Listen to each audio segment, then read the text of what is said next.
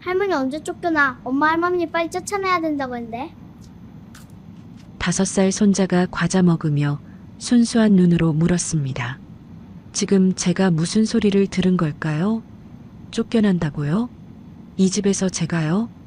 저는 조용히 손자 머리를 쓰다듬으며 물었습니다. 또 무슨 얘기 들었어? 아빠가 그랬어. 늙은 거 골골대다 죽으면 집이 우리 거래. 근데 안 죽으니까 답답하대. 저는 그날 밤 한숨도 못 잤습니다. 그리고 며느리 친정 해외여행 비용 1천만 원을 웃으며 보내줬습니다.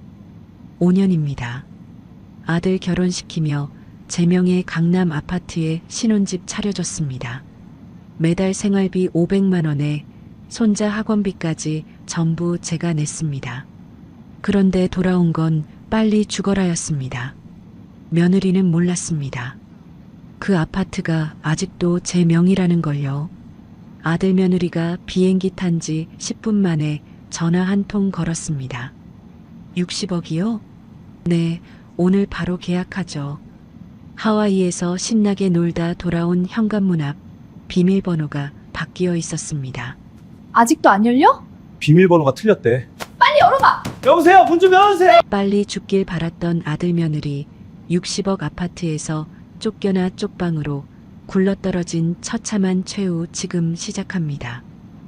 오늘은 68세 어머니가 손자 입에서 충격적인 말을 듣고 60억 아파트를 팔아 인생을 뒤집은 사연을 준비했습니다.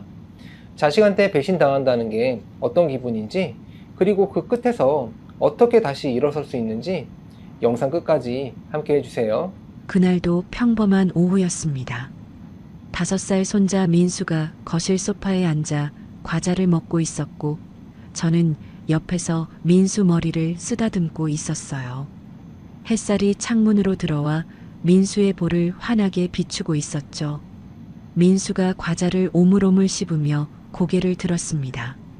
할머니, 언제 쫓겨나? 저는 귀를 의심했습니다. 방금 이 아이가 뭐라고 했죠? 민수야, 뭐라고 했어? 민수는 아무렇지도 않은 표정으로 대답했습니다. 엄마가 그랬어. 할머니 빨리 쫓아내야 된다고. 할머니가 안 나가서 짜증난대. 심장이 철렁 내려앉았습니다. 손에 들고 있던 리모컨이 바닥으로 떨어졌어요. 저는 떨리는 목소리로 다시 물었습니다. 그래. 또 무슨 얘기 들었어? 우리 민수? 민수는 과자 봉지에서 새우깡을 하나 꺼내며 말했습니다. 아빠가 그랬어. 늙은 거 골골대다 죽으면 집이 우리 거래. 근데 할머니가 안 죽으니까 답답하대. 세상이 빙글빙글 돌았습니다. 저는 소파 팔걸이를 붙잡고 간신히 몸을 지탱했어요. 5살짜리 아이의 입에서 나온 말이라고는 믿기지 않았습니다. 하지만 아이는 거짓말을 할 줄 모르죠. 부모가 한 말을 앵무새처럼 따라했을 뿐이에요. 답답하다고? 내가 안 죽어서 답답하다고? 5년 전이 떠올랐습니다. 남편 종호가 심장마비로 갑자기 세상을 떠났을 때 저는 하늘이 무너지는 줄 알았어요. 그때 아들 재훈이가 제 손을 잡고 말했습니다. 엄마, 우리랑 같이 살아. 내가 효도할게. 저는 그 말을 철석같이 믿었습니다. 제 명의로 된 강남 아파트에 아들 부부의 신혼집을 차려줬어요. 시가 60억짜리 아파트였습니다.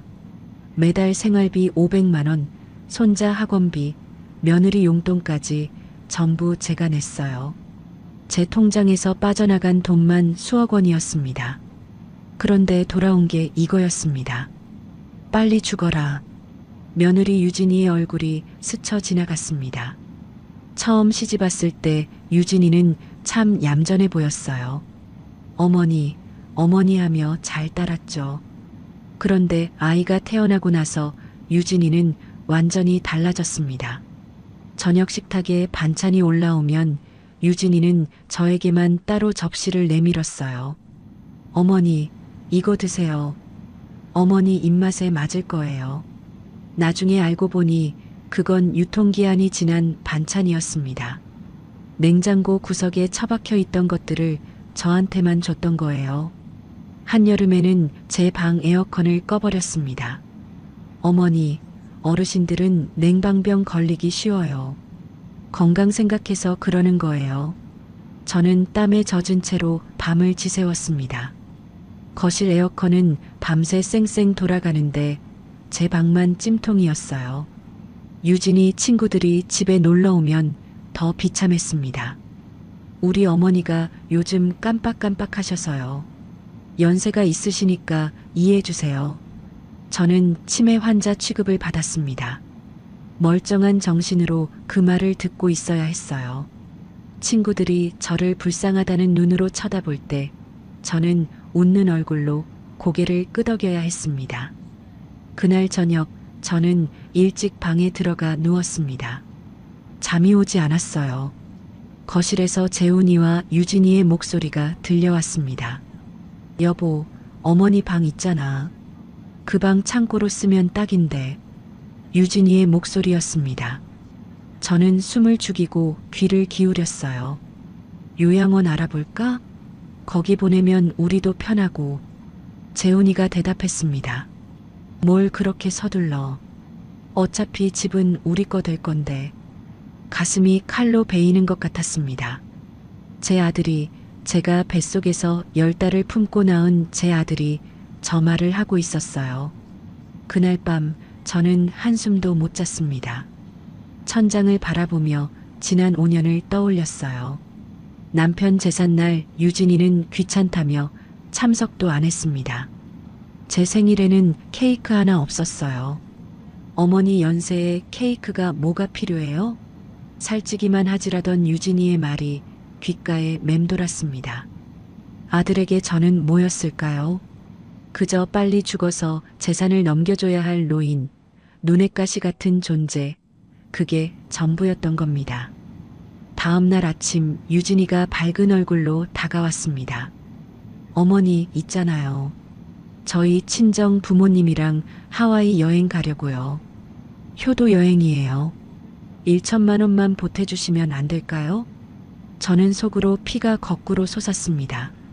하지만 내색하지 않았어요. 오히려 웃는 얼굴을 지었습니다. 그래, 얼마든지. 효도 여행이면 당연히 가야지.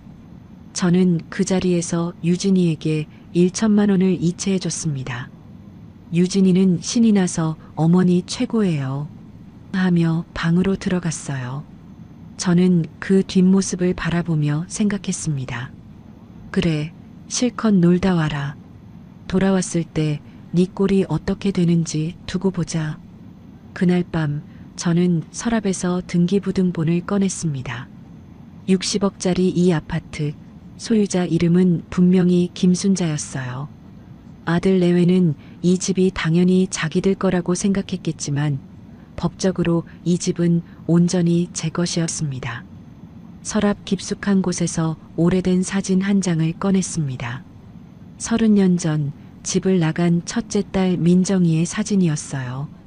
민정이는 15살 때 아버지와 크게 싸우고 집을 나갔습니다. 남편은 그년 이름 다시 꺼내지 말라며 연락을 막았고 저는 그 말에 따를 수밖에 없었어요. 30년입니다. 30년 동안 딸의 얼굴 한 번 못 봤습니다. 민정아, 너는 지금 어디서 뭘 하고 있니? 사진 속 민정이가 웃고 있었습니다. 저는 그 사진을 가슴에 품고 결심했습니다. 이제 더 이상 참지 않겠다고. 내 인생을 되찾겠다고. 여행 출발 이틀 전이었습니다.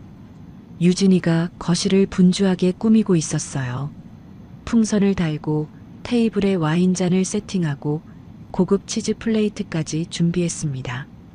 어머니, 오늘 제 친구들 와요. 어머니는 방에 계세요. 저는 고개를 끄덕였습니다. 그래, 알았다. 유진이가 제 어깨를 툭 치며 말했어요. 연세 드신 분이 어울리면 불편하시잖아요. 젊은 사람들끼리 수다 떨 건데 어머니 계시면 분위기가 좀 그렇잖아요. 이해하시죠? 저는 대답 대신 방으로 들어갔습니다. 문을 닫는 순간 유진이가 전화하는 소리가 들렸어요. 응와. 시어머니? 방에 넣어뒀어. 진짜 가족끼리 오붓하게 놀자. 진짜 가족. 그 말이 가슴에 비수처럼 꽂혔습니다. 저는 가족이 아니었던 거예요. 이 집 주인인 제가 그들에게는 치워야 할 짐짝이었던 겁니다. 오후 3시쯤 유진이 친구들이 도착했습니다. 거실에서 웃음소리가 터져 나왔어요. 와인 따르는 소리, 수다 떠는 소리가 벽을 뚫고 들어왔습니다. 저는 목이 말랐습니다. 물 한 잔 마시려고 조심스럽게 방문을 열었어요. 복도를 지나 주방으로 가려는데 거실에서 나누는 대화가 또렷하게 들려왔습니다. 야, 시어머니 언제 요양원 보내? 집이 이렇게 좋은데 아깝다. 그러게. 방 하나를 통째로 쓰시는 거잖아. 그 방 드레스룸 만들면 딱이겠다. 유진이가 웃으며 대답했습니다. 곧이요. 이제 정리할 때 됐죠. 하와이 다녀와서 본격적으로 알아볼 거예요. 잘 됐네. 시어머니 없으니까 진짜 편하겠다. 유진이의 목소리가 들렸습니다. 솔직히 말할게. 시어머니 없으면 이 집이 진짜 천국이야. 눈치 볼 것도 없고 밥 따로 차릴 것도 없고. 저는 주방 입구에 서서 그 말들을 다 들었습니다. 물컵을 들고 돌아서는데 유진이와 눈이 마주쳤어요. 유진이가 잠깐 당황한 표정을 지었습니다. 하지만 금세 웃는 얼굴로 바뀌었어요. 어머니, 목마르셨어요? 죄송해요. 제가 물 갖다 드릴걸. 저는 대답 없이 방으로 들어왔습니다. 손에 든 물컵이 덜덜 떨렸어요. 분노 때문이 아니었습니다. 서러움 때문이었어요. 내가 뭘 잘못했길래 이런 취급을 받아야 하는 거야. 그날 밤 저는 잠들지 않고 기다렸습니다. 새벽 2시 집안이 완전히 조용해졌을 때 조심스럽게 방을 나섰어요. 재훈이 서재로 향했습니다. 책상 서랍을 열었어요. 서류들이 빼곡히 들어 있었습니다. 부동산 계약서, 투자 내역서, 대출 서류. 저는 하나하나 확인했습니다. 그리고 경악했어요. 재훈이가 부동산 투자에 실패해서 3억이 넘는 빚을 지고 있었습니다. 원금은커녕 이자도 제대로 못 갚고 있었어요. 대출 독촉장이 여러 장 쌓여 있었습니다. 그래서 그랬구나. 모든 것이 이해됐습니다. 재훈이가 유진이에게 휘둘리는 이유, 제 눈치를 보면서도 유진이 편을 드는 이유, 전부 돈 때문이었어요. 빚에 쪼들리니까 아내한테 꼼짝 못하는 거였습니다. 하지만 그게 제 죽음을 바라는 이유가 될 수는 없었습니다. 여행 출발 전날 저는 은행에 다녀왔습니다. 제 비상금 통장 거래 내역을 확인하려고요. 창구 직원이 내역서를 뽑아줬습니다. 저는 그 종이를 보고 눈을 의심했어요. 500만 원이 인출되어 있었습니다. 제가 뽑은 적 없는 돈이었어요. 집에 돌아와서 유진이에게 물었습니다. 유진아, 내 통장에서 500만 원이 빠져나갔던데 혹시 너 아는 거 있니? 유진이가 눈 하나 깜짝 안 하고 대답했습니다. 아, 그거요? 어머니가 주신 거예요. 지난달에 민수 학원비 부족하다니까 어머니가 뽑아서 주셨잖아요. 저는 그런 적이 없었습니다. 단 한 번도요. 내가 언제? 유진이가 한숨을 쉬며 말했어요. 어머니, 기억 안 나세요? 진짜 깜빡깜빡하시네. 제가 분명히 말씀드렸는데 어머니가 직접 뽑아서 제 손에 쥐어주셨잖아요. 뻔뻔했습니다. 저를 똑바로 쳐다보며 거짓말을 하고 있었어요. 도둑이 제 발 저린 줄도 모르고 큰 소리치는 꼴이었습니다. 저는 웃었습니다. 그랬나? 내가 깜빡했네. 유진이가 안심한 표정을 지었어요. 어머니, 연세가 있으시니까 그럴 수 있어요. 앞으로는 제가 더 잘 챙겨드릴게요. 저는 고개를 끄덕였습니다. 하지만 속으로는 이를 악물었어요. 그래, 두고 보자. 누가 누구한테 당하나. 은행에서 받아온 3년치 거래 내역을 다시 살펴봤습니다. 제가 모르는 인출이 수십 건이었어요. 50만 원, 100만 원, 200만 원. 합치니까 8천만 원이 넘었습니다. 3년 동안 유진이가 몰래 빼간 돈이 8천만 원이었습니다. 저는 그 서류들을 전부 복사해서 따로 보관했어요. 여행 출발 당일 아침이 밝았습니다. 재훈이가 캐리어를 끌고 현관으로 나오며 말했어요. 어머니, 저희 일주일 다녀올게요. 건강하세요. 저는 아들의 눈을 바라봤습니다. 거기엔 미안함 같은 건 없었어요. 그저 빨리 떠나고 싶다는 조바심만 가득했습니다. 유진이가 선글라스를 쓰며 다가왔습니다. 어머니, 집 잘 보세요. 현관 비밀번호 바꾸지 마시고요. 저희 돌아와서 못 들어가면 곤란하니까. 그 말투가 참 웃겼습니다. 마치 집주인이 관리인에게 하는 말 같았어요. 이 집이 누구 집인데 누가 누구한테 지시를 하는 건지. 저는 웃으며 대답했습니다. 그래, 잘 다녀와라. 푹 쉬다 오고. 택시가 떠났습니다. 저는 창문에 서서 택시가 아파트 단지를 빠져나가는 것을 지켜봤어요. 완전히 사라진 것을 확인하고 시계를 봤습니다. 오전 10시 15분. 저는 휴대폰을 들었습니다. 미리 저장해둔 번호로 전화했어요. 여보세요, 부동산이죠? 김순자입니다. 네, 그 건으로 전화드렸어요. 상대방이 대답했습니다. 아, 네. 금매로 내놓으신다고 하셨죠? 현금 매수자분이 대기 중이세요. 저는 단호하게 말했습니다. 오늘 바로 계약하죠. 55억이요. 시세보다 5억이나 낮췄습니다. 하지만 상관없었어요. 빨리 처리하는 게 중요했습니다. 그날 오후 은행에서 3년치 거래 내역 전체를 뽑았습니다. 유진이가 빼돌린 8천만 원의 증거를 전부 확보했어요. 언젠가 쓸 일이 있을 겁니다. 저녁, 저는 짐을 쌌습니다. 60억짜리 아파트에서 가져갈 것은 별로 없었어요. 30년간 간직해온 딸 민정이의 어린 시절 사진, 남편과 찍은 가족 사진 몇 장, 그리고 통장과 서류들. 그게 전부였습니다. 마지막으로 아파트 관리소장을 찾아갔어요. 평소 인사 나누던 정 소장이 반갑게 맞아줬습니다. 어머니, 무슨 일이세요? 저는 쪽지 한 장을 건넸습니다. 정 소장님, 부탁이 하나 있어요. 혹시 나중에 김민정이라는 사람이 연락 오면 이 번호 좀 알려주세요. 정 소장이 고개를 갸우뚱했어요. 김민정이요? 누구신데요? 내 딸이에요. 30년 전에 헤어진 딸. 저는 그 말만 남기고 돌아섰습니다. 그날 밤 저는 거실 창가에 서서 서울의 야경을 바라봤어요. 반짝이는 불빛들이 참 아름다웠습니다. 이 집에서의 마지막 밤이었습니다.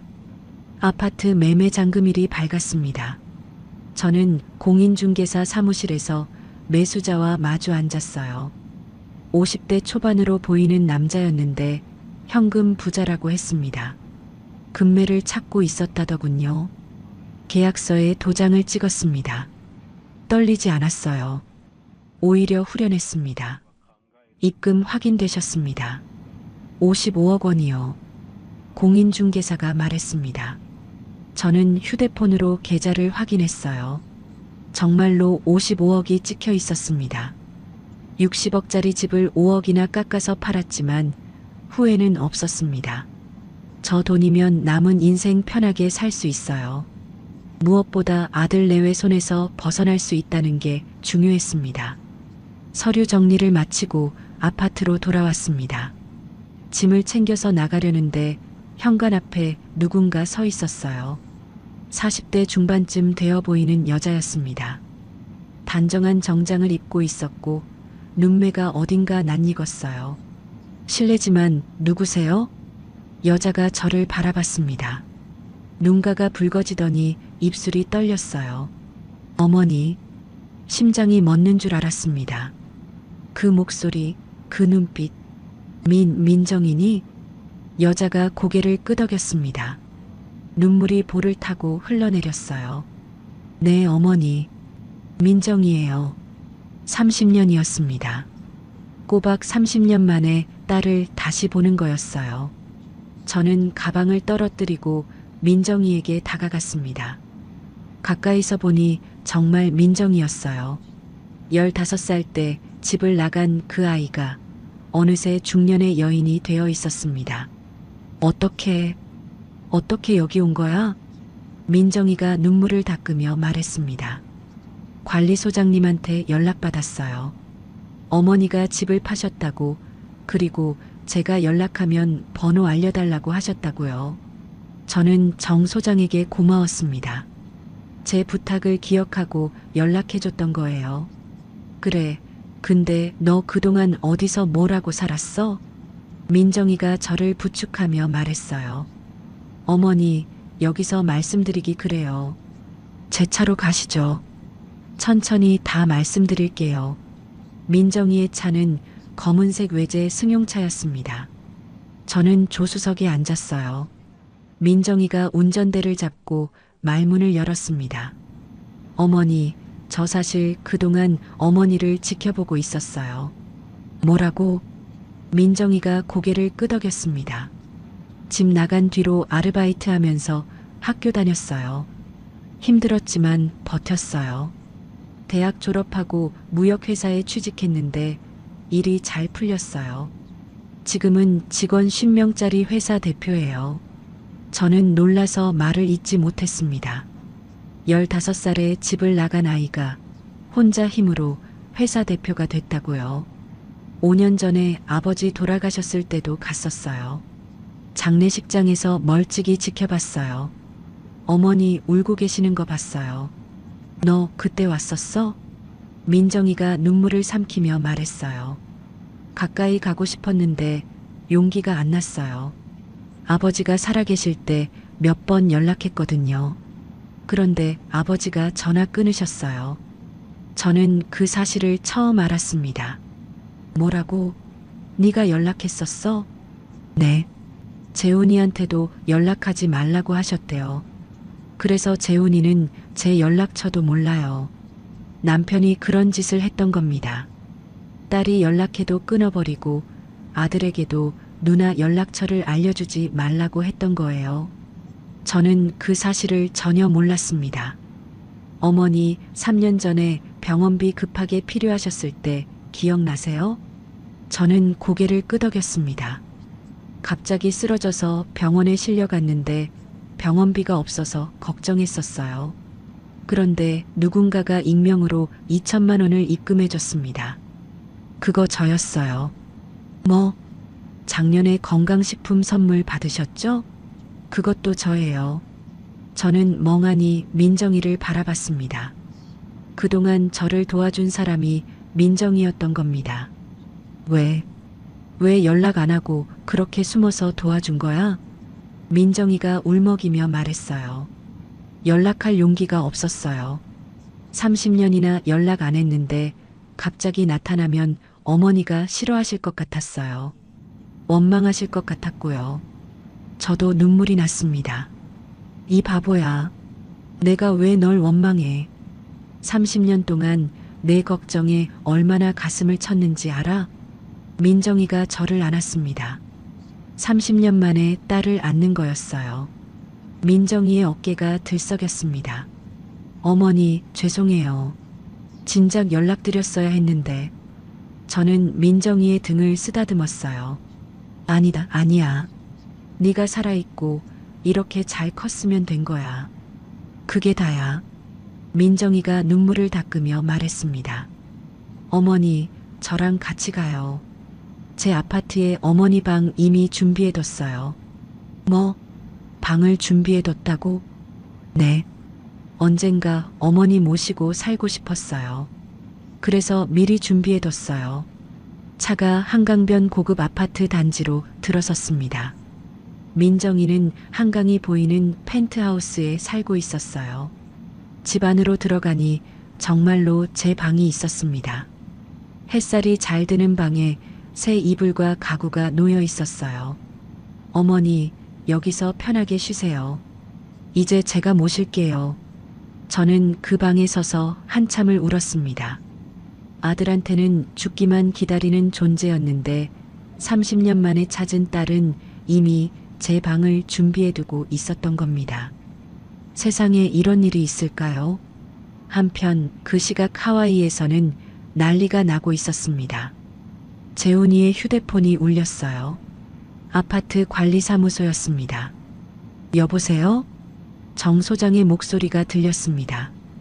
박재훈 씨죠? 알려드릴 게 있어서요. 아파트가 매매됐고 새 집주인분이 곧 입주하신답니다. 이사 일정 알려주셔야 해요. 재훈이가 벌떡 일어났습니다. 뭐라고요? 아파트가 뭐요? 매매됐다고요. 김순자 어르신이 파셨어요. 지금 장난해요? 무슨 소리야 그게.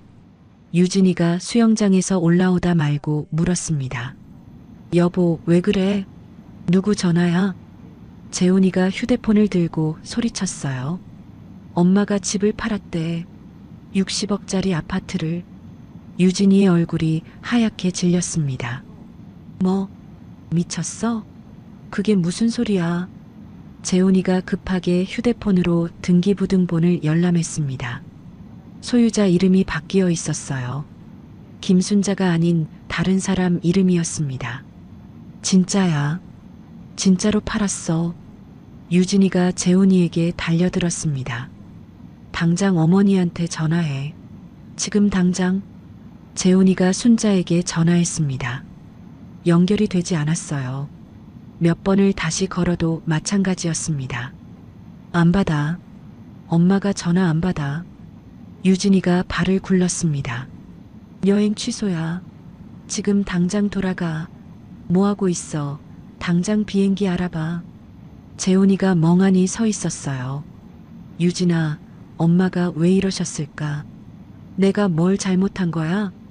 유진이가 재훈이의 뺨을 후려쳤습니다. 정신 차려. 지금 그게 중요해? 60억이야, 60억. 당장 비행기 표 알아봐. 그날 밤 재훈이와 유진이는 하와이 여행을 3일 만에 접고 귀국행 비행기에 올랐습니다. 유진이는 비행기 안에서 내내 이를 갈았어요. 두고 봐. 그 늙은이가 감히 우릴 이렇게 만들어? 돌아가면 가만 안 둬. 하지만 유진이는 몰랐습니다. 돌아가서 자신을 기다리고 있는 게 뭔지. 그들이 그토록 무시하고 짓밟았던 늙은이가 사실은 자신들의 인생 전체를 쥐고 있었다는 것을 그때는 아무도 몰랐습니다. 비행기가 인천공항에 착륙했을 때 그들의 지옥은 이제 막 시작되려 하고 있었습니다.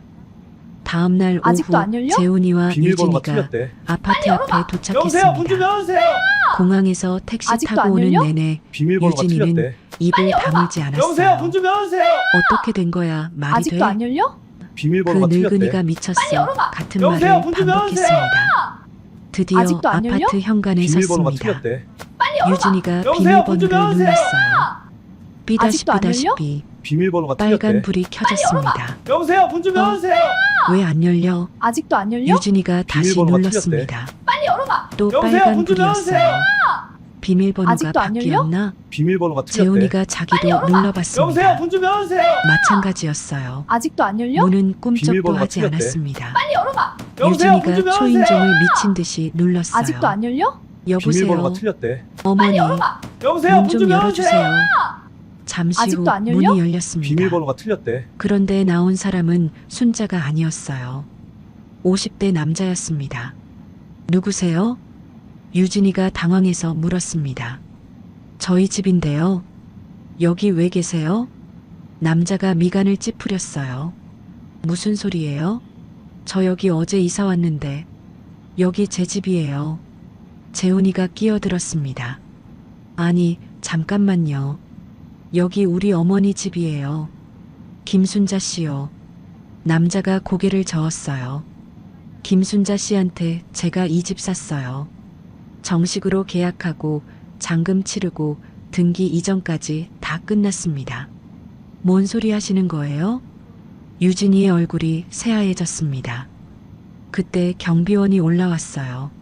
무슨 일이세요? 시끄럽다고 신고가 들어왔는데 유진이가 경비원에게 달려들었습니다. 이 집 우리 집이에요. 5년 동안 여기서 살았다고요. 경비원이 난처한 표정을 지었어요. 아, 박재훈 씨 부부시구나. 죄송한데요. 새 집주인분이 어제 입주하셨어요. 이전 거주자분들 짐은 지하 창고에 보관 중입니다. 뭐요? 짐을 왜 창고에 넣어요? 경비원이 한숨을 쉬며 말했습니다. 김순자 어르신이 부탁하셨어요. 며칠 안에 가져가지 않으면 폐기해도 된다고요. 폐기. 그 말이 유진이의 가슴에 비수처럼 꽂혔습니다. 복도로 이웃 주민들이 하나둘 나왔어요. 수군대는 소리가 들렸습니다. 저 사람들 아니야? 윗집 살던. 집에서 쫓겨났나 봐. 쯧쯧. 시어머니 집이었는데 팔렸대. 그러게 시어머니한테 잘할 것이지. 유진이가 이를 악물었습니다. 뭘 봐요? 볼 거 없으니까 들어가요. 재훈이가 유진이 팔을 잡았어요. 유진아, 그만해. 사람들 다 보잖아. 유진이가 재훈이를 뿌리쳤습니다. 당장 경찰에 신고해. 이건 사기야. 재훈이가 풀이 죽은 목소리로 말했어요. 사기가 아니야. 엄마 명의 집이었어. 엄마가 판 거라고. 그래도 우리한테 한마디도 없이 팔면 어떡해. 이게 말이 돼?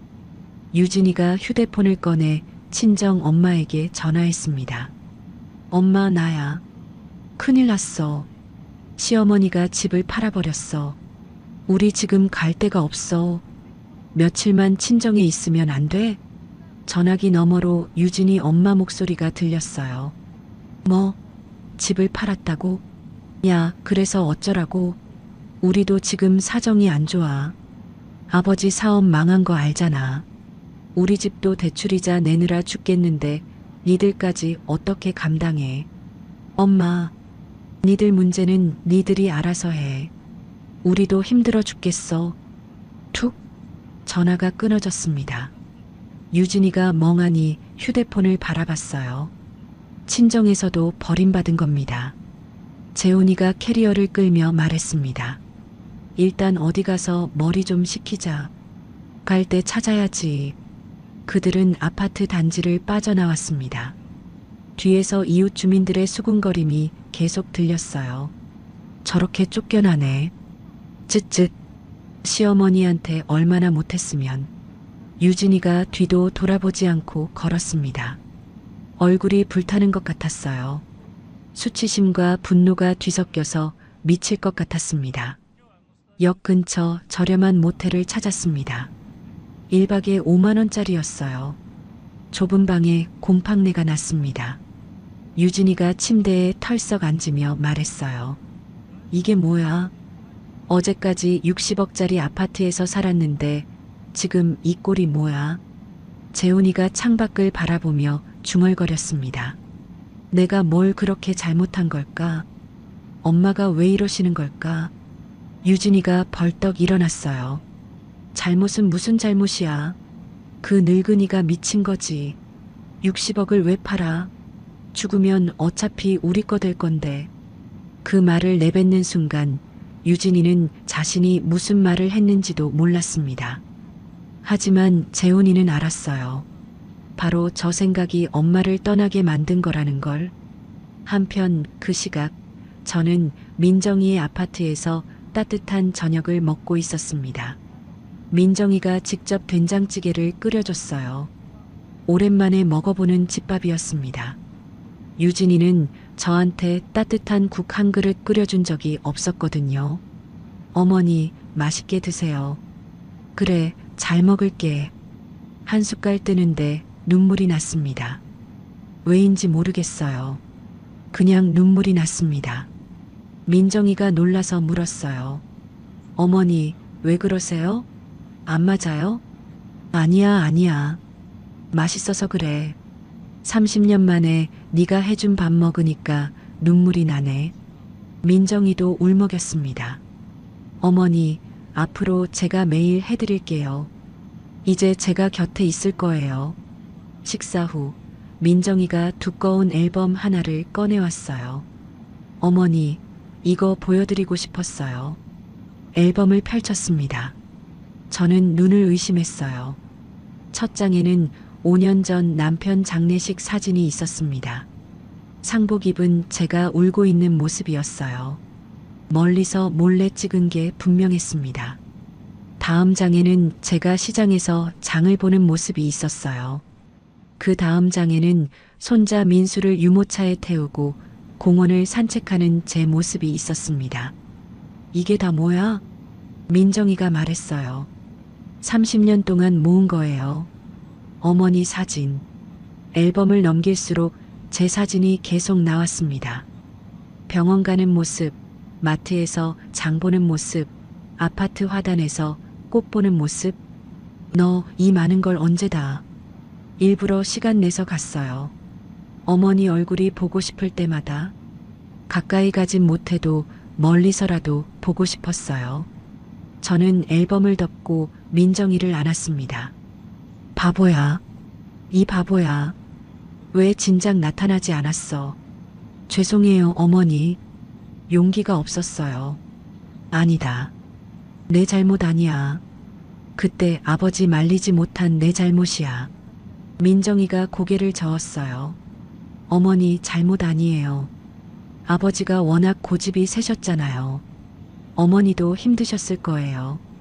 저는 민정이 손을 꼭 잡았습니다. 그래도 미안하다. 엄마가 더 힘내서 널 찾았어야 했는데. 민정이가 눈물을 닦으며 말했어요. 어머니, 아파트 판 돈 제가 관리해 드릴게요. 어머니 노후 자금으로 쓰시고 필요하면 언제든 쓰세요. 그래, 고맙다. 그리고 어머니, 제주도에 작은 집 하나 알아봤어요. 바다 보이고 공기 좋은 데예요. 거기서 저랑 같이 사시면 어떨까요? 제주도, 바다가 보이는 집, 꿈에서나 그리던 노후였습니다. 그래, 좋지.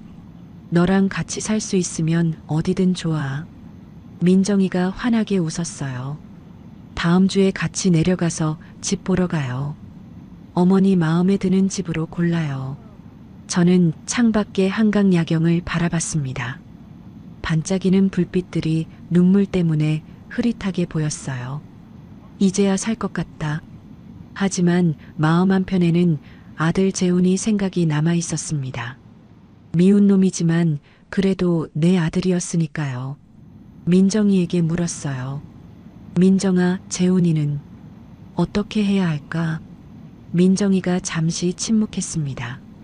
어머니, 지금은 어머니 먼저 생각하세요. 재훈이 일은 나중에 생각해도 돼요. 저는 고개를 끄덕였습니다. 민정이 말이 맞았어요. 지금은 제 인생을 먼저 챙길 때였습니다. 그날 밤 저는 민정이가 준비해준 방에서 잠을 잤어요. 새 이불에서 좋은 냄새가 났습니다. 5년 만에 처음으로 편안하게 잠들었습니다. 보름 후 저는 제주도에 있었습니다. 민정이와 함께 내려와서 바다가 보이는 작은 집을 계약했어요. 마당이 있고 텃밭을 가꿀 수 있는 집이었습니다. 처음 그 집을 봤을 때 저는 한참을 말없이 서 있었어요. 파란 바다가 눈앞에 펼쳐져 있었습니다. 파도 소리가 찰랑찰랑 들려왔어요. 바람에 감귤나무 잎이 흔들렸습니다. 어머니, 마음에 드세요? 민정이가 물었어요. 저는 고개를 끄덕였습니다. 꿈만 같다. 이런 데서 살 수 있다니. 계약서에 도장을 찍었습니다. 제 이름으로 된 집이었어요. 누구 눈치 볼 필요 없는 온전히 제 집이었습니다. 이사하고 첫날 저는 마당에 나가 흙을 만져봤어요. 부드럽고 촉촉한 흙이었습니다. 여기에 상추도 심고 고추도 심고 토마토도 심어야겠다고 생각했어요. 민정이는 서울에서 회사를 운영하느라 바빴지만 격주로 제주도에 내려왔습니다. 어머니, 저 왔어요. 민정이가 현관문을 열고 들어올 때마다 저는 가슴이 뛰었어요. 30년을 떨어져 살았는데 이제 이렇게 만날 수 있다니 꿈인지 생시인지 모를 정도였습니다. 민정이가 내려오는 주말에는 함께 시장에 갔어요. 싱싱한 해산물을 사서 집에서 요리해 먹었습니다. 어머니, 이 갈치 진짜 맛있다. 그치? 제주도 갈치는 다르더라. 둘이 마주 앉아 밥을 먹으며 웃었습니다. 이런 게 행복이구나 싶었어요. 서울에서 5년 동안 저는 밥을 먹을 때마다 눈치를 봤습니다. 유진이 표정을 살피고 재훈이 반응을 살폈어요. 제 집에서 제가 밥 먹는데 왜 눈치를 봐야 했는지 지금 생각하면 한심하기 짝이 없었습니다. 어느 날 혼자 올레길을 걸었어요. 바다를 따라 난 길이었습니다. 파도가 바위에 부딪히는 소리가 시원하게 들렸어요. 걸으면서 인생을 돌아봤습니다. 남편과 처음 만났을 때가 떠올랐어요. 23, 꽃다운 나이였죠. 선 보고 석 달 만에 결혼했습니다. 남편은 무뚝뚝했지만 나쁜 사람은 아니었어요. 아이들이 어렸을 때도 생각났습니다. 민정이가 학교에서 상 받아왔을 때, 재훈이가 처음 엄마하고 불렀을 때, 그때는 참 행복했어요. 언제부터 이렇게 꼬여버린 걸까요? 민정이가 집을 나간 뒤로 남편은 더 무뚝뚝해졌습니다. 저한테 화풀이를 했어요. 당신이 딸을 그렇게 키워서 그렇다며 원망했습니다. 재훈이는 그런 아버지 밑에서 자랐어요. 아버지 눈치 보느라 누나 이름도 못 꺼냈죠. 그러다 보니 점점 비겁한 사람이 됐나 봅니다. 한숨이 나왔어요. 하지만 곧 고개를 들었습니다. 지나간 건 지나간 거야. 이제 내 인생을 살자. 바다를 바라보며 깊이 숨을 들이쉬었습니다. 이제야 내 인생을 사는 것 같다. 입 밖으로 내뱉으니까 더 실감이 났어요. 그렇게 평화로운 날들이 한 달쯤 이어졌습니다. 그러던 어느 날 저는 은행에 갈 일이 있었어요. 통장 정리를 하려고요. 창구 직원이 제 신분증을 확인하더니 얼굴이 이상해졌습니다. 김순자 고객님, 잠시만요. 확인할 게 있어서요. 네, 뭔데요? 직원이 컴퓨터를 몇 번 클릭하더니 서류 한 장을 출력해서 내밀었어요. 고객님 명의로 대출이 있으신데 3개월째 연체 중이세요. 연체 통보서가 반송됐더라고요. 저는 눈을 의심했습니다. 대출이요? 저 대출 받은 적 없는데요. 1억 원이요. 2년 전에 실행됐네요. 1억 원. 2년 전. 저는 그런 대출을 받은 기억이 전혀 없었습니다. 이거 뭔가 잘못된 것 같아요. 저 진짜 대출 안 받았어요. 직원이 고개를 끄덕였어요. 그러시면 서류 확인 좀 해보셔야겠네요. 본점에 조회 요청 넣어드릴게요. 집에 돌아와서 민정이에게 전화했습니다. 민정아, 나 은행에서 이상한 소리 들었어. 내 명의로 1억 대출이 있대. 민정이가 놀라서 물었어요. 뭐요? 어머니가 대출 받으신 적 없잖아요.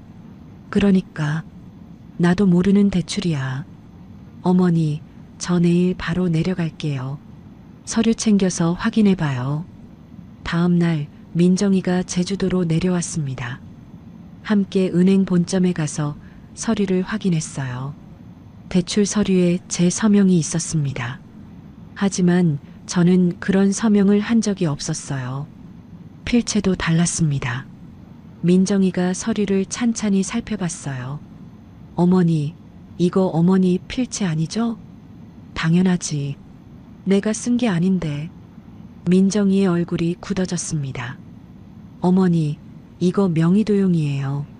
누가 어머니 신분증이랑 인감증명 위조해서 대출받은 거예요. 명의도용. 그 말을 듣는 순간 퍼즐 조각이 맞춰지기 시작했습니다. 2년 전 유진이가 유난히 제 서류를 찾아다녔어요. 어머니 신분증 어디 있어요? 인감증명 하나만 떼어주시면 안 돼요? 그때는 무슨 용도인지 안 물어봤습니다. 며느리니까 믿었어요. 그래서 그때 내 신분증 어디 있냐고 자꾸 물어봤구나. 인감증명 떼달라고 했을 때 이상하다 싶었어. 민정이가 이를 악물었어요. 유진이 짓이 분명해요. 어머니, 이건 사문서 위조예요. 범죄라고요.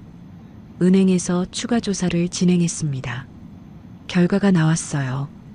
대출금 1억 원은 최유진 명의 계좌로 이체됐고 그 돈은 유진이 친정 빚을 갚는 데 쓰였다고 했습니다. 유진이가 제 명의를 도용해서 빌린 돈으로 자기 친정을 살린 거예요.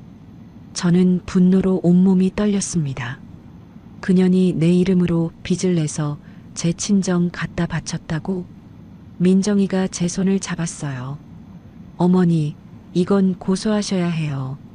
명의도용, 사문서 위조, 사기까지 명백한 범죄예요. 저는 망설였습니다. 고소하면 유진이는 전과자가 돼요. 그러면 손자 민수는 어떻게 되는 건지 민수가 걱정돼서 민정이가 단호하게 말했습니다. 어머니, 민수 걱정은 나중에 해요. 지금 어머니가 안 하시면 저 여자는 또 이런 짓 해요. 다른 사람한테도요. 끊어야 해요. 저는 긴 한숨을 내쉬었습니다. 민정이 말이 맞았어요. 유진이는 한 번이 아니었습니다. 통장에서 몰래 빼간 8천만 원, 그리고 이번 1억. 저를 호구로 본 거예요. 알았다. 고소하자. 민정이가 변호사를 수소문했고 저는 서류에 서명했습니다. 한편 그 시각 서울에서 재훈이와 유진이는 바닥을 치고 있었습니다. 모텔비도 감당이 안 되어서 쪽방으로 옮겼어요.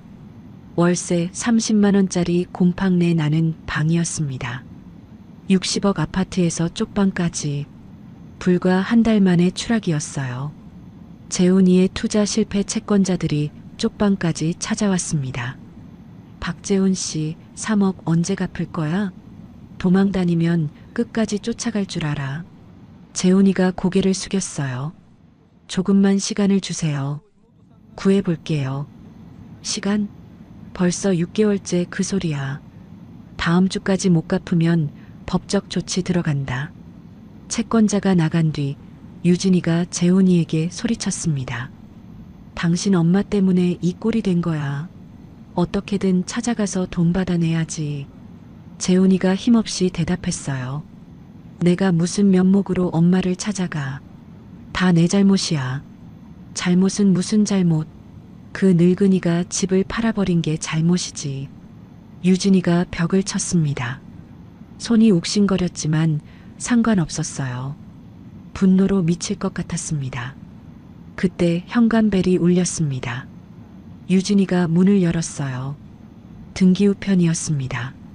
보낸 곳은 검찰청이었어요. 뭐야 이게. 봉투를 뜯었습니다. 출석 요구서였어요. 피의자 최유진. 혐의 사문서 위조, 사기, 명의도용. 0월 0일까지 검찰청에 출석하시기 바랍니다. 유진이의 얼굴이 하얗게 질렸습니다. 손이 덜덜 떨렸어요. 이게 뭐야? 재훈이가 다가와서 서류를 받습니다. 유진아, 이게 무슨 소리야? 사문서 위조? 명의도용? 유진이가 재훈이에게 돌아섰어요. 눈에 핏발이 섰습니다. 이거 네 엄마가 고소한 거야. 그 늙은이가 나를 고소했다고. 재훈이가 멍하니 유진이를 바라봤습니다. 뭘 고소해? 네가 뭘 했는데? 유진이가 입술을 깨물었어요. 더 이상 숨길 수 없었습니다. 네 엄마 명의로 대출받았어. 1억. 뭐? 우리 친정이 빚 때문에 망하게 생겼었어. 어쩔 수 없었다고. 재훈이가 한 발 물러섰어요. 믿기지 않는 표정이었습니다. 미쳤어? 엄마 명의를 도용해? 그게 범죄인 거 몰라? 범죄가 문제야? 지금 내가 감옥 갈 판이라고. 유진이가 주저앉아 울기 시작했습니다. 재훈이는 아무 말도 할 수 없었어요. 자기가 결혼한 여자가 어떤 사람인지 이제야 똑똑히 보이기 시작했습니다. 그날 밤 쪽방에는 유진이의 울음소리만 가득했습니다. 일주일 후 유진이가 검찰 조사를 받고 돌아왔습니다. 쪽방 문을 열고 들어온 유진이의 얼굴은 창백했어요. 눈 밑에 다크서클이 짙게 내려앉아 있었습니다. 재훈이가 물었어요. 어떻게 됐어? 유진이가 침대에 털썩 앉으며 대답했습니다. 사문서 위조, 사기, 명의도용. 3개 다 혐의 인정됐어. 검사가 그러더라. 합의 안 되면 실형 나올 수도 있대. 실형이라고? 1억이야, 1억. 금액이 커서 그렇대.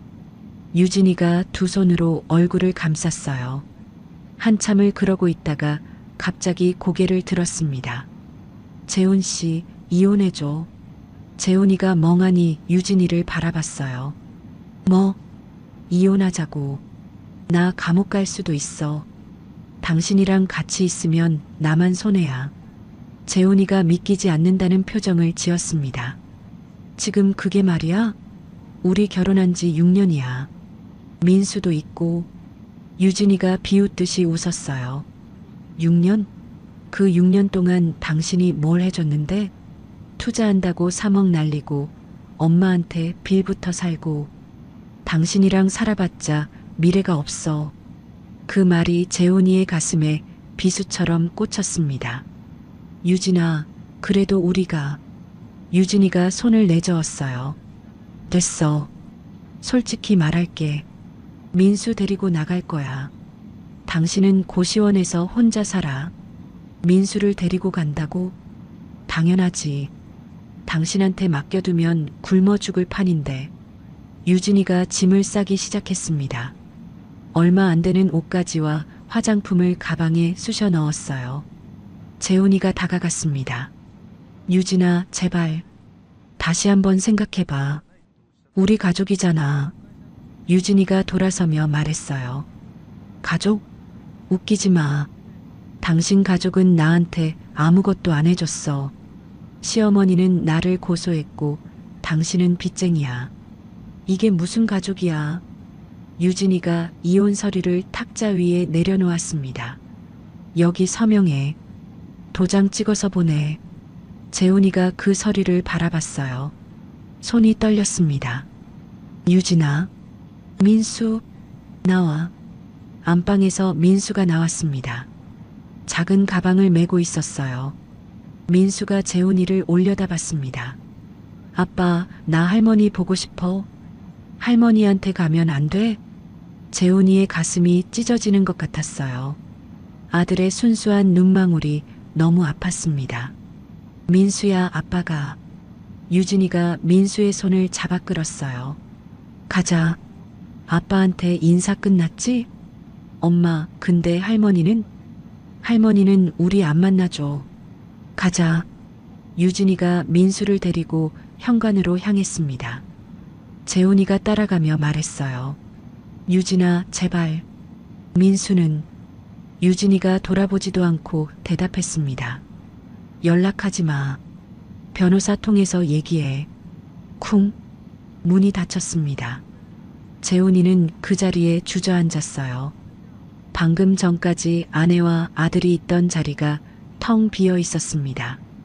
빈 소주병이 굴러다니는 좁은 방, 곰팡내 나는 벽지, 낡은 이불. 불과 한 달 전까지 60억짜리 강남 아파트에서 살았습니다. 넓은 거실에서 소파에 누워 TV를 봤어요. 민수와 함께 거실에서 뛰어놀았습니다. 지금은요? 4평짜리 쪽방에 혼자 남았어요. 재훈이가 라면을 끓였습니다. 냄비에 물을 붓고 라면 봉지를 뜯었어요. 손이 떨려서 스프를 반이나 흘렸습니다. 라면을 후루룩 먹는데 눈물이 났어요. 왜 우는지도 모르겠습니다. 서러워서인지, 억울해서인지, 후회돼서인지. 엄마, 내가 잘못했어요. 그 말이 목구멍까지 차올랐지만 나오지 않았습니다. 한편 그 시각 저는 제주도 집 마당에서 텃밭을 가꾸고 있었어요. 상추가 제법 자랐습니다. 고추도 꽃을 피웠어요. 매일 물 주고 잡초 뽑는 재미가 쏠쏠했습니다. 호미로 흙을 파는데 갑자기 눈앞이 빙글빙글 돌았어요. 어지럽다. 손으로 이마를 짚었습니다. 식은땀이 났어요. 심장이 두근거리더니 다리에 힘이 풀렸습니다. 그대로 쓰러졌습니다. 다음에 눈을 떴을 때는 병원이었어요. 하얀 천장이 보였습니다. 코에 산소호흡기가 꽂혀 있었어요. 어머니, 민정이의 목소리가 들렸습니다. 민정이가 제 손을 잡고 있었어요.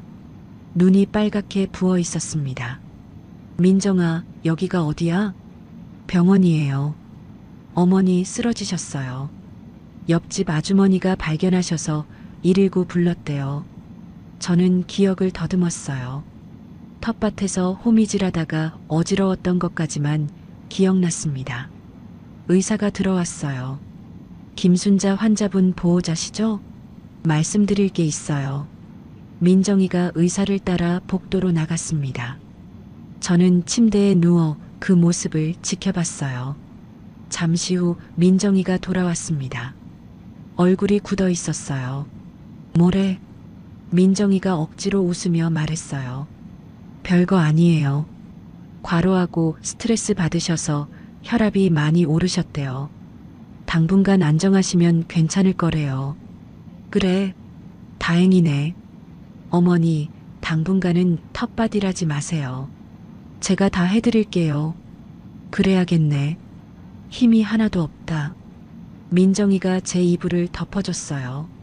손이 따뜻했습니다. 어머니, 저 당분간 제주도에 있을게요. 회사 일은 원격으로 처리하면 되니까 걱정 마세요. 내일은 어쩌고. 어머니가 더 중요해요. 저는 민정이의 손을 꼭 잡았어요. 이 아이가 없었으면 나는 어떻게 됐을까? 생각만 해도 아찔했습니다. 병원에 입원한 지 사흘째 되던 날이었어요.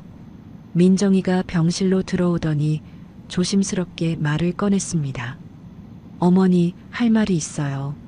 뭔데? 민정이가 잠시 뜸을 들였어요. 재훈이가 제 회사 번호를 알아내서 매일 전화하고 있어요. 저는 눈을 감았습니다. 받지 마라. 어머니, 그의 목소리 듣기 싫어. 받지 말라고. 민정이가 고개를 끄덕였어요. 하지만 말을 이었습니다. 근데 어머니, 재훈이가 많이 힘든 것 같아요. 힘들면 어쩔 건데. 자기가 뿌린 씨앗이지. 유진이가 이혼하고 민수 데리고 나갔대요. 저는 눈을 떴습니다. 뭐? 이혼했어? 네. 유진이가 일방적으로 이혼 서류 내밀고 민수 데리고 떠났대요. 재훈이가 혼자 쪽방에서 살고 있대요. 쪽방? 그 말이 가슴에 걸렸습니다. 미운 놈이지만 그래도 내 아들이에요. 내가 낳고 키운 자식이에요. 쪽방에서 혼자 라면 먹으며 살고 있다니. 하지만 금세 마음을 다잡았어요. 그래도 안 만나. 그 애가 나한테 한 짓을 생각해봐. 죽기만 기다렸다고. 내가 빨리 죽어야 집이 자기 거 된다고 그랬어. 민정이가 고개를 숙였어요. 네, 어머니 마음대로 하세요. 며칠 후 병원에서 퇴원했습니다. 집으로 돌아와서 쉬고 있는데 민정이가 급하게 들어왔어요. 어머니, 재훈이가 제주도에 왔어요. 뭐? 공항에서 전화 왔는데 어머니 만나러 왔대요. 지금 여기로 오고 있어요. 저는 고개를 저었습니다. 안 만나. 돌아가라고 해. 어머니, 안 만난다니까. 민정이가 잠시 생각하더니 말했어요. 그럼 제가 먼저 만나볼게요.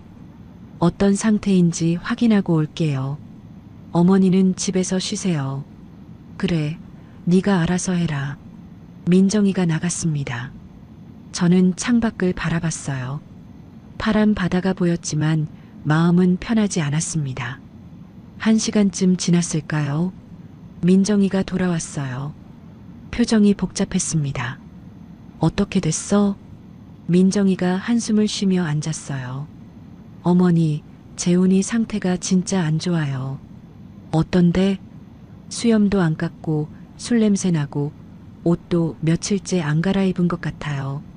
완전히 망가졌어요. 저는 아무 말도 하지 않았습니다.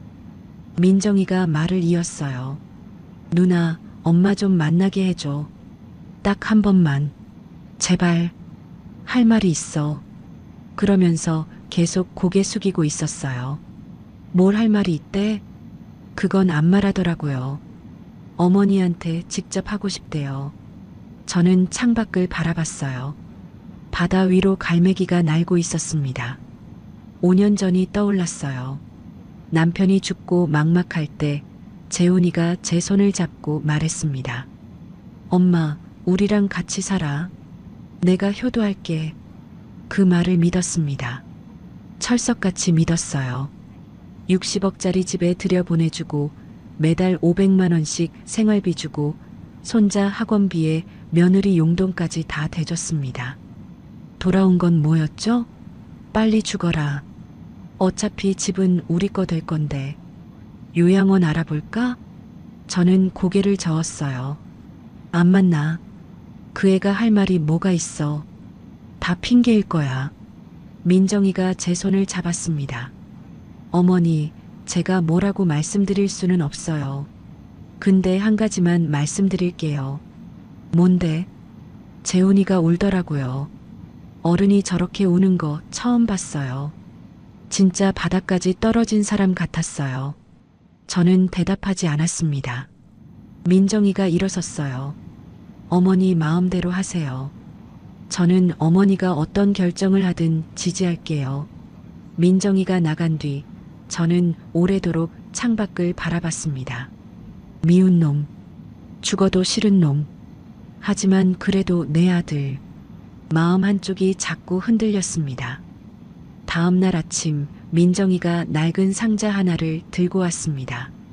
어머니, 이거 재훈이가 어머니한테 드리래요. 뭔데? 모르겠어요. 열어보지 않았어요. 저는 상자를 받았습니다. 먼지가 쌓인 낡은 과자 상자였어요. 뚜껑을 열었습니다. 안에 편지 봉투가 가득 들어 있었어요. 저는 숨이 멎는 것 같았습니다. 이건 제가 재훈이한테 보낸 편지들이었어요. 재훈이가 군대 있을 때, 그리고 잠깐 일본으로 어학연수 갔을 때 보낸 것들이었습니다. 이게 왜 여기 있어? 손이 떨렸습니다. 봉투를 하나 꺼냈어요. 제가 쓴 글씨였습니다. 재훈아, 군대 생활 힘들지? 엄마가 맛있는 거 많이 부쳤으니까 전우들이랑 나눠 먹어. 건강하고 사랑한다. 엄마가. 그 아래에 연필로 뭔가 적혀 있었어요. 재훈이 글씨였습니다. 2002년 훈련소에서 받음. 울었음. 다른 봉투를 꺼냈습니다. 재훈아, 일본 추운데 감기 조심해. 엄마가 보낸 패딩 꼭 입고 다녀. 밥 굶지 말고. 사랑해. 그 아래에도 연필 글씨가 있었어요. 2008년 도쿄에서 받음. 향수병 걸려서 한참 울었음. 편지마다 재훈이의 메모가 적혀 있었습니다. 2019년 엄마 생신 못 챙겨서 미안해. 2021년 엄마 아플 때 병원 같이 못 가서 미안해. 엄마 사랑해. 근데 말을 못 하겠어. 저는 편지를 들고 한참을 울었습니다. 이 편지들이 왜 여기 있는 거죠? 분명히 버렸을 텐데. 민정이가 말했어요. 재훈이가 그러더라고요. 결혼하고 나서 유진이가 이런 옛날 것들 다 버리라고 했대요. 집에 짐만 된다고. 그래서 버리는 척하고 몰래 보관했대요. 유진이 몰래 회사 캐비닛에 숨겨뒀다고. 저는 편지들을 내려다봤습니다. 20년 넘은 편지들이 구겨지지 않게 잘 보관되어 있었어요. 유진이가 그랬대요. 시어머니한테 잘하면 나한테 못하는 거야. 선택해. 그래서 재훈이가 어머니 앞에서 일부러 냉정하게 굴었대요. 뭐?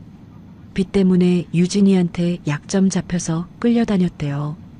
유진이 말 안 들으면 이혼한다고 협박했다고. 저는 멍하니 앉아 있었습니다. 재훈이가 저한테 냉정하게 군 게 일부러였다고요? 유진이한테 협박당해서? 그래도 그게 핑계가 되냐? 엄마한테 그런 말을 하고. 맞아요. 핑계 안 돼요. 재훈이도 그렇게 말했어요. 다 자기 잘못이라고. 유진이 탓하는 게 아니라고. 그냥 어머니한테 이 편지만 전해달라고 했어요. 저는 편지를 한 장 더 꺼냈습니다. 가장 최근에 적힌 메모였어요. 2024년. 엄마 미안해. 아들 자격 없어. 그래도 사랑해. 눈물이 멈추지 않았습니다. 한참을 울다가 결심했습니다. 민정아, 재훈이 어디 있어? 아까 민박에서 기다리라고 했어요. 데려와. 민정이가 눈을 크게 떴어요. 만나실 거예요? 한 번만. 딱 한 번만. 민정이가 나갔습니다. 저는 창밖을 바라보며 마음을 다잡았어요. 1시간 후 민정이가 재훈이를 데리고 왔습니다. 어머니, 바닷가 벤치에서 만나시는 게 어때요? 바람도 쐬시고. 저는 고개를 끄덕였습니다. 바닷가로 나갔어요. 파도 소리가 찰랑거렸습니다. 벤치에 앉았어요. 재훈이가 멀리서 걸어왔습니다. 민정이 말대로 수염이 덥수룩했고 옷은 구겨져 있었어요. 예전에 말쑥하게 차려입던 모습은 온데간데 없었습니다. 재훈이가 제 앞에 섰습니다. 고개를 들지 못했어요. 앉아라. 재훈이가 벤치 끝에 앉았습니다. 저와 한참 떨어진 자리였어요. 한동안 아무 말이 없었습니다. 파도 소리만 들렸어요. 재훈이가 먼저 입을 열었습니다. 엄마. 목소리가 갈라졌어요. 미안해요. 진짜 미안해요. 저는 바다를 바라봤습니다. 뭐가 미안한데? 다요. 전부 다요. 재훈이가 벤치에서 내려왔습니다. 무릎을 꿇었어요. 모래바닥에 무릎이 닿았습니다. 엄마, 제가 인간이 아니었어요. 고개를 땅에 박았습니다. 유진이가 무서워서 엄마한테 못 잘해드렸어요. 유진이가 시어머니한테 잘하면 이혼이라고 했어요. 빚 때문에 끌려다녔어요. 저는 아무 말도 하지 않았습니다. 근데 그것도 다 핑계예요. 다 제 잘못이에요. 유진이 탓 아니에요. 제가 비겁했어요. 재훈이의 어깨가 들썩였어요. 엄마가 아프실 때 병원도 안 모시고 갔어요. 엄마 생신에 케이크 하나 못 사드렸어요. 유진이 눈치 보느라 엄마한테 따뜻한 말 한마디 못했어요. 눈물이 모래바닥에 떨어졌습니다. 엄마, 저 어떡해요? 엄마 없으면 저 어떻게 살아요? 저는 재훈이를 내려다봤습니다. 5년 전 손을 잡고 효도할게라고 했던 아들이었어요. 그 아들이 지금 모래바닥에 무릎 꿇고 울고 있었습니다. 마음이 흔들렸어요. 하지만 쉽게 용서할 수는 없었습니다. 일어나. 재훈이가 고개를 들었어요. 눈이 벌겋게 부어 있었습니다. 넌 내 아들이 아니야. 재훈이의 얼굴이 일그러졌어요. 내 아들은 그렇게 안 배웠어. 엄마 죽기만 기다리는 게 내 아들이야? 요양원 보내자고 하는 게 내 아들이야? 엄마, 집에 가. 나 볼 자격 없어. 저는 벤치에서 일어섰습니다. 재훈이 옆을 지나쳤어요. 엄마, 엄마. 재훈이가 뒤에서 불렀지만 돌아보지 않았습니다. 눈에서 눈물이 흘렀어요. 하지만 뒤돌아보면 안 됐습니다. 쉽게 용서하면 그 애는 절대 안 변해요. 그날 밤 저는 잠들지 못했습니다. 재훈이가 가져온 편지들을 다시 꺼냈어요. 한 장 한 장 읽었습니다. 군대 시절 재훈이가 보낸 답장도 있었어요. 엄마, 저녁하면 맛있는 거 사드릴게요. 삼겹살에 소주 어때요? 제가 돈 벌어서 사드릴게요. 어린 아들의 글씨체를 보는데 가슴이 저몄습니다. 이 아이가 언제부터 이렇게 변한 걸까요? 언제부터 엄마 죽기만 기다리는 사람이 됐을까요? 유진이 때문이었을까요? 빚 때문이었을까요? 아니면 제가 뭔가 잘못한 걸까요? 민정이가 방문을 노크했어요. 어머니, 안 주무세요? 응, 잠이 안 와. 민정이가 들어와 제 옆에 앉았습니다. 편지 보고 계셨구나. 응. 저는 민정이에게 물었어요. 민정아, 저 애한테 기회를 줘야 할까? 민정이가 잠시 생각하다가 대답했습니다. 어머니 마음대로 하세요. 다만 한 가지만 말씀드릴게요. 뭔데? 말로만 뉘우치는 건지 진짜 변한 건지는 지켜봐야 알 수 있어요. 사람은 행동으로 증명하는 거니까요. 저는 고개를 끄덕였습니다. 그 말이 맞았어요. 울고불고 사과한다고 끝이 아니에요. 진짜 변했는지는 행동으로 보여줘야 해요. 다음 날 아침 저는 재훈이를 다시 불렀습니다. 재훈이가 눈이 퉁퉁 부은 채로 왔어요.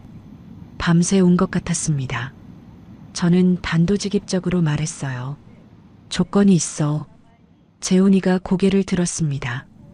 1년이야. 네. 1년 동안 제주도에서 농사일 도우면서 살아라. 엄마 돈 한 푼 안 줄 거다. 내 손으로 벌어먹어라. 재훈이가 눈을 크게 떴어요. 농사요? 왜 못하겠어? 아니요. 할게요. 뭐든 할게요. 쉽지 않아. 새벽부터 일어나서 밥 메고 땡볕에서 일해야 해. 네가 살던 강남 아파트랑 달라. 에어컨도 없어. 해요. 다 할게요. 저는 재훈이를 똑바로 바라봤습니다. 1년 버티면 그때 다시 이야기하자. 중간에 도망가면 그걸로 끝이야. 다시는 엄마 앞에 나타나지 마. 재훈이가 무릎을 꿇었어요. 엄마 감사합니다. 진짜 감사해요. 꼭 증명할게요. 고맙긴 뭐가 고마워. 아직 아무것도 안 했잖아. 저는 돌아서며 말했습니다. 오늘부터 시작이야. 밭에 잡초 뽑아야 하니까 장갑 끼고 따라와. 재훈이가 벌떡 일어났어요. 네. 저는 마당으로 나갔습니다. 햇살이 따뜻했어요. 1년. 그 시간이 지나면 이 아이가 진짜 변할 수 있을까요? 모르겠어요. 하지만 마지막 기회를 주고 싶었습니다. 엄마니까요. 1년이 지났습니다. 제주도의 여름은 뜨거웠어요. 햇살이 쨍쨍 내리쬐는 밭에서 재훈이가 감자를 캐고 있었습니다. 얼굴이 구릿빛으로 그을려 있었어요. 1년 전 창백하고 수염 덥수룩하던 모습은 온데간데 없었습니다. 어깨가 넓어지고 팔뚝에 힘줄이 생겼어요. 저는 물병을 들고 밭으로 나갔습니다. 재훈아, 물 마셔. 쉬엄쉬엄 해라, 더운데. 재훈이가 호미를 내려놓고 물을 받았어요. 고마워요, 엄마. 꿀꺽꿀꺽 물을 마시는 아들을 바라봤습니다. 1년 전과는 완전히 다른 사람이었어요. 처음 몇 달은 힘들었습니다. 새벽 5시에 일어나 밭에 나가는 것도 하루 종일 땡볕에서 일하는 것도 재훈이에게는 낯선 경험이었어요. 허리가 끊어질 것 같다고 했고 손에 물집이 잡혔다고 했습니다. 그래도 도망가지 않았어요. 엄마, 무거운 거 들지 마. 내가 할게. 어느 날부터 재훈이가 먼저 나서기 시작했습니다. 엄마, 밥 먹어. 내가 국 데워놨어. 밥도 챙겨주고 빨래도 해주고 청소도 했어요. 5년 동안 단 한 번도 안 하던 일들을 스스로 하기 시작했습니다. 노동의 가치를 알게 된 거예요. 돈이 어떻게 버는 건지, 밥 한 끼가 얼마나 소중한 건지 1년 동안 몸으로 배운 겁니다. 민정이가 주말에 내려왔습니다. 마당에 돗자리를 깔고 셋이 저녁을 먹었어요. 제가 키운 상추로 쌈을 싸 먹었습니다. 어머니, 이 상추 진짜 맛있어요. 그치? 내가 직접 키운 거야. 재훈이가 쌈을 한가득 싸서 제 앞에 내밀었어요. 엄마, 이것도 먹어. 내가 싸드릴게. 저는 아들이 싸준 쌈을 받았습니다. 입에 넣으니 달았어요. 문득 눈물이 났습니다. 왜 그래요, 엄마? 아니야. 그냥 말이 나오지 않았어요. 민정이가 제 손을 잡았습니다. 어머니, 왜 그러세요? 30년 만에 두 자식이랑 밥 먹으니까 이게 꿈인가 싶어서. 민정이도 눈시울이 붉어졌어요. 재훈이는 고개를 숙였습니다. 엄마, 미안해요. 진작 이랬어야 했는데. 됐다. 지난 일 얘기 그만하자. 저는 눈물을 닦고 웃었어요. 오늘은 기분 좋은 날이야. 우리 가족끼리 밥 먹는 날인데 울면 안 되지. 셋이 마주보며 웃었습니다. 파도 소리가 멀리서 들려왔어요. 다음 날 아침 저는 재훈이를 불렀습니다. 재훈아, 나랑 같이 나가자. 어디요? 가보면 알아. 차를 타고 읍내로 갔어요. 작은 주택가 앞에 차를 세웠습니다. 여기가 어디예요? 저는 주머니에서 열쇠를 꺼냈습니다. 네가 1년 버텼으니까 약속 지킨다. 읍내에 작은 집 하나 알아봐뒀어. 거기서 내 인생 새로 시작해라. 재훈이가 눈을 크게 떴어요. 엄마, 이게 방 2개의 마당도 있어. 크진 않지만 너 혼자 살기엔 충분해. 재훈이의 눈에 눈물이 고였습니다. 엄마, 이번이 진짜 마지막 기회야. 2번 다시 실망시키면 그때는 정말 끝이다. 재훈이가 그 자리에서 큰 절을 올렸습니다. 엄마, 진짜 감사합니다. 이번엔 사람답게 살게요. 2번 다시 실망 안 시켜드릴게요. 저는 아들의 어깨를 두드렸어요. 그래, 잘해라. 그 무렵 유진이 소식이 들려왔습니다. 명의도용 혐의로 집행유예 2년을 선고받았대요. 친정에서도 쫓겨나고 갈 곳이 없어서 고시원을 전전했다고 합니다. 결국 민수 양육권도 포기했어요. 생활고에 시달리다가 내가 키울 형편이 안 된다며 재훈이에게 양육권을 넘겼답니다. 재훈이가 민수를 데리러 서울에 다녀왔어요. 할머니, 민수가 뛰어와서 제 품에 안겼습니다. 6살이 된 아이는 많이 컸어요. 우리 민수 많이 컸네. 할머니, 보고 싶었어. 저는 민수를 꼭 안았습니다. 1년 전 이 아이 입에서 나온 말이 모든 것의 시작이었어요. 할머니, 언제 쫓겨나? 그때는 그 말이 비수처럼 아팠는데 지금은 그저 감사할 뿐이에요. 그 말이 아니었으면 저는 아직도 그 집에서 죽기만 기다리며 살고 있었을 테니까요. 어느 맑은 날 민수가 제게 물었습니다. 할머니, 이제 안 쫓겨나는 거지? 응? 아빠가 그랬어. 할머니는 우리 가족 중에 제일 소중한 사람이래. 할머니 없으면 우리 다 못 산대. 저는 웃음이 났어요. 그래, 아빠가 그랬어? 응, 아빠가 매일 그래. 할머니한테 잘하라고. 저는 민수를 꼭 안아줬습니다. 그래, 민수야. 할머니 이제 아무 데도 안 가. 민수랑 여기서 오래오래 살 거야. 민수가 제 품에서 방긋 웃었어요. 저녁 무렵 우리 넷은 바닷가를 걸었습니다. 민정이, 재훈이, 민수, 그리고 저. 파도가 찰랑거렸어요. 갈매기가 하늘을 날았습니다. 붉은 저녁 노을이 바다를 물들이고 있었어요. 이제야 진짜 가족이 된 것 같구나. 제가 말했어요. 민정이가 제 팔짱을 꼈습니다. 어머니, 앞으로도 쭉 이렇게 살아요. 재훈이가 민수 손을 잡고 말했어요. 엄마, 감사해요. 기회 주셔서. 민수가 뛰어다니며 소리쳤습니다. 바다다. 할머니, 바다 예쁘다. 저는 그 모습을 바라보며 생각했어요. 내 인생에서 가장 힘들었던 1년이었습니다. 손자 입에서 빨리 죽어라는 말을 듣고 60억 아파트를 팔고 30년 만에 딸을 만나고 아들을 5 키웠어요.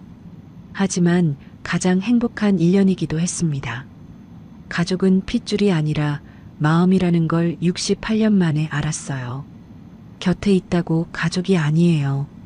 진심으로 아끼고 챙겨주는 사람이 진짜 가족이에요. 지금 저는 제주도 집 마당에 서 있습니다. 텃밭에서 민수와 함께 물을 주고 있어요. 상추가 파릇파릇 자라고 있습니다. 부엌에서 민정이와 재훈이가 저녁 준비를 하고 있어요. 웃음소리가 들려옵니다. 누나, 이거 어떻게 해? 야, 그것도 모르냐? 이리 줘봐. 아, 알았어. 내가 할게. 저는 그 소리를 들으며 웃었어요. 이게 제가 바라던 노후입니다.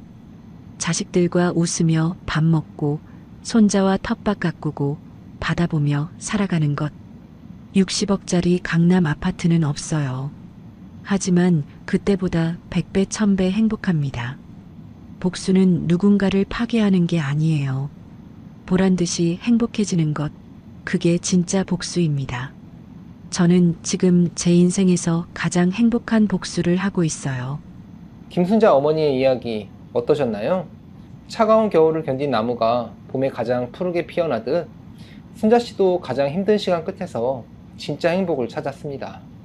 시작하기 전에 미리 말씀드려야 할 게 있었는데요. 60억 아파트를 금매로 팔고 30년 만에 딸을 만나고 아들이 1년 만에 사람이 됐다니 드라마도 아니고 세상에 이런 일이? 라고 생각하실 수도 있겠지만요. 실제로 부모 재산 노리는 자녀 문제는 해마다 늘고 있어요. 가정법원 상속 분쟁 소송이 10년 새 3배나 증가했고 노인학대 신고 중 40% 이상이 자녀에 의한 것이라는 통계도 있습니다. 그리고 명의도용 범죄도 가족 사이에서 가장 많이 발생한다고 해요. 다만 오늘 사연은 실제 경험담을 바탕으로 각색한 것이라는 점 양해 부탁드려요. 전달 과정에서 일부 과장이나 극중 요소가 더해졌을 수 있습니다. 하지만 이 이야기가 주는 교훈은 분명해요. 첫째, 재산은 끝까지 본인 명의로 지키세요. 살아계실 때 다 넘기시면 안 됩니다. 순자 씨도 아파트가 본인 명의였기에 스스로 결정할 수 있었어요. 둘째, 참는 게 능사가 아닙니다. 가족이라는 이름 뒤에 숨어서 당신을 괴롭히는 사람이 있다면 거리를 두셔도 됩니다. 셋째, 진짜 가족은 핏줄이 아니라 마음입니다. 곁에 있어도 가족이 아닌 사람이 있고 멀리 있어도 진심으로 걱정해주는 사람이 진짜 가족이에요. 넷째, 인생은 몇 살에도 다시 시작할 수 있습니다. 순자 씨는 68세에 제주도로 내려가 새 삶을 시작했어요. 늦은 때란 없습니다. 혹시 지금 자식 문제로 마음고생하시는 분들 계시다면 순자 씨처럼 용기 내보세요. 당신의 인생은 당신 것입니다. 누구한테도 함부로 대접받으실 필요 없어요. 겨울이 아무리 길어도 봄은 반드시 옵니다. 여러분께도 따뜻한 봄날이 찾아오길 진심으로 바랍니다. 구독과 좋아요, 알림 설정을 눌러주시면 여러분께도 김순자 씨처럼 진정한 행복이 찾아올 거예요. 댓글로 시청하고 계신 지역과 의견을 남겨주세요. 순자네 사연 다음에도 재미있는 사연으로 또 찾아뵙겠습니다. 항상 건강하시고 행복하세요. 감사합니다.